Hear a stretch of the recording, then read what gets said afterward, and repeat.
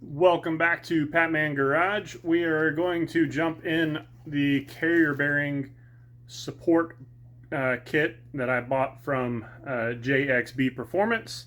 I actually have one for the 2018 we're going to do at some point as well.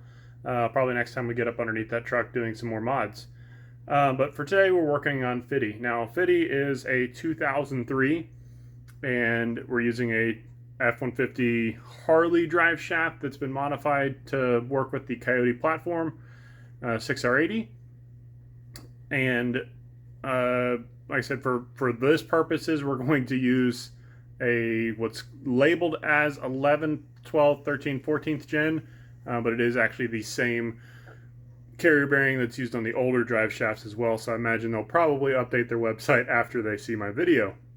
And in fact, whenever I ordered the kit and I told them what I was doing with it, they were kind of like, are you sure? And they actually sent me an email, which I thought was actually legitimately good customer service for them to reach out to me and be like, I don't think that might not work or whatever. But like I said, shout out to JXB. So we're gonna jump onto the truck here and see what this looks like. And here's the entirety of the kit. We got these kind of look like sway bar isolators. Have little raised edges on them, or maybe a shock bushing.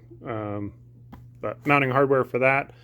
We have the main bracket, and this will replace the bracket on the truck. And then we have new solid rubber bushings that are I'll show you when we get under the truck. The truck has kind of several concentric rings of design, which allow a little bit more movement, but that's what we're trying to eliminate and give it a little bit stronger support to it as well. So we'll get underneath the truck and work on cutting it up and getting it apart, and then we'll bring this stuff under there next.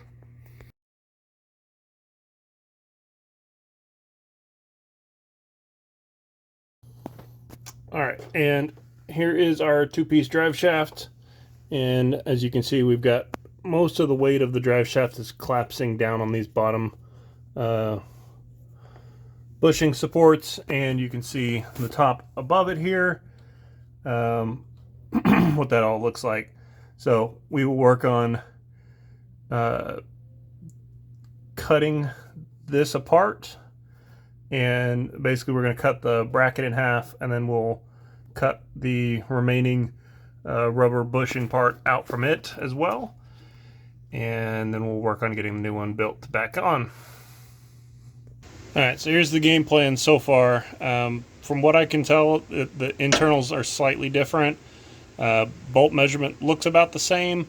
What I want to do is lower the drive shaft down a little bit and actually take the bracket and see if it fits nicely in my spacing, just to double check. And then I'm probably going to just cut off these welds that are on the corners. This will allow me to separate this, but also make this where I could theoretically reinstall it if I had to. But this will allow me to get in there and get a little bit better access and see what's going on inside the stock support there. Alright, so my initial measurements under the truck looked like we were spot on, and we're pretty darn close there on bolt spacing. I think it's probably just a difference of angle there slightly, but I'm comfortable proceeding with, like I said, grinding off the corners of those welds, and that should allow me to get this thing separated out. If I knock my little corners off of this on both sides. So we'll jump into that and see how this goes. Alright, we got this thing ground down pretty well and started separating it a little bit with my pocket screwdriver, or with my flathead, and we're just about ready to come out with it here. So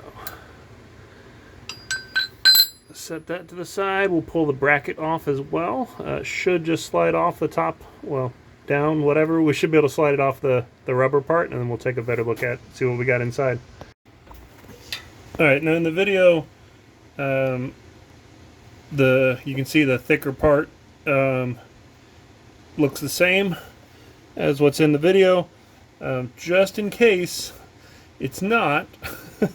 Again, trying to make this not really reversible, but I only get one shot at this. So what I want to do is cut my outer layer off first, and then I may do some test fitting with that inner bushing and see if it fits correctly, or if I need to cut the second layer out as well, just like the second layer shows to be cut out in the instructional video for the newer trucks. But just in case this is slightly smaller, if I had that second layer in there, I would be able to still get the bushing to grab on the rubber part. So we'll take this thing one step at a time, and we'll get this thing separated out here. All right, so I got the outer layer cut off. It seems like there's actually some metal suspended inside the rubber here, because I couldn't really cut through it with my box cutter. So I'll have to come back behind here with the cutoff wheel and cut that off, but for now I just slid it out of the way. And then I took my 2/2 and went around this guy. Ooh, let's see if I can do this one-handed or not. Let's see here. And try not to cast a shadow. So with them joined up on the top side or relatively close, I got quite a bit of gap down here, so I'm going to go ahead and cut the next layer off as well. And then that should get us to that same diameter. Now I did measure this diameter of this part of the drive shaft is the same on the two trucks. On the newer stuff on my 18. Like I said, I just want to make sure that before I cut too much off that I have a game plan here. So we'll cut the next layer off, which should be pretty quick. We'll just kind of peel this up a little bit, slide the box cutter underneath there, and cut that next layer of those little steps off. And we'll do another test fit. Alright, second layer's cut off as per the work instructions for the newer truck. We got this mostly cut off. We'll do another test fit with our rubber inserts and see what it looks like.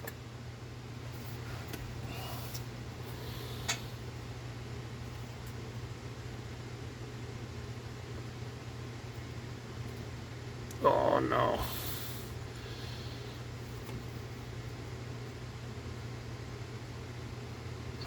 Much closer gap here. And that'll allow us to squish into our mold as we squeeze down with the bracket. So I'm pleased with that. I'm pleased with that. We can proceed with cutting this guy off fully, and I'm hoping I can just cut a single cut and then kind of pry it open so we can get it around the skinniest part of the drive shaft there, and then we'll work on getting the new one installed. Alright, check this out. This is funny. So I made my cut. This was quite a lot of metal suspended inside here. It's actually still a little bit warm, and once I started pulling on it to get it loose, then I realized that the metal is only on the outside here, and it's actually just rubber on the inside. So I could have just cut through that with the box cutter, and it would have been fine. So a little pro tip for you if you're doing this at home: just cut through the top part. Alright, and here is the hardware configuration. So we have bolt, big washer, rubber facing up, ledge up. Then we'll have the bracket. Then we'll have rubber washer with the ledge down, and then we'll have the little washer on top. So just wanted to show you what that looks like out of the truck, and I'll work on getting that installed under the truck now. Alrighty, so I got my upper bracket installed. I do not have it torqued down yet. I will do that shortly. And I went ahead and lifted the drive shaft into the bracket with the upper isolator bushing installed. And we're ready to come up from the bottom side here with our corresponding bracket here, and make sure that the wording stays to the front. And we should be just about ready to get this thing actually installed here. I did add some blue Loctite to my bolts here, just because I would like to have a little bit of reassurance that this doesn't come apart, even after torquing it to spec. So it may be overkill and maybe not, but it'll make me sleep better at night. And like I said, I'll get this other bolt in here. Okay, everything is torqued down now. For whatever reason, they have it as the Allens are 20 Newton meters and the 13 millimeters are 19 Newton meters. I just did them both at 20 Newton meters. It's close enough.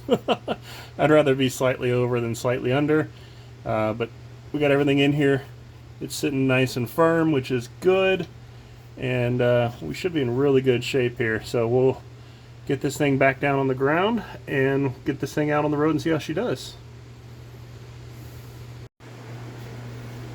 Alrighty, and with the carrier bearing knocked out here, we are done with that next step so we can get the truck back down on the ground.